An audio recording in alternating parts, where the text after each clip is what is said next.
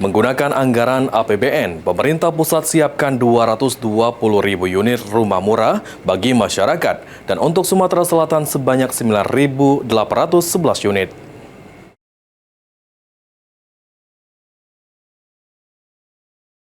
Program rumah murah yang dicanangkan pemerintah pusat disiapkan 220.000 unit rumah pada pembangunan tahap 1 melalui kuota fasilitas likuiditas pembiayaan perumahan tahun 2025 dengan 28,2 triliun rupiah yang dialokasikan anggaran 75% dana APBN dan 25% perbankan.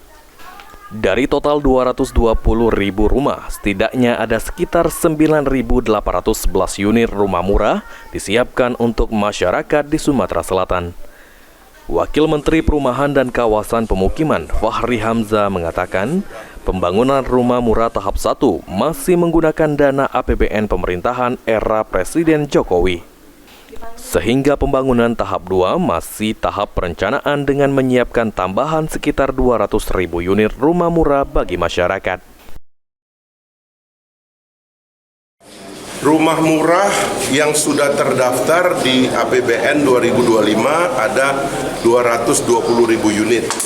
Tapi itu disesuaikan atau melayani yang sudah mengantri. Ya.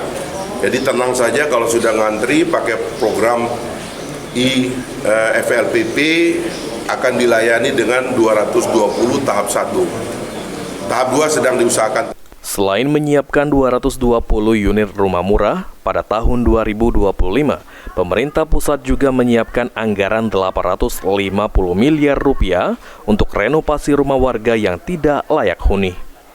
Eki Saputra, PAL TV.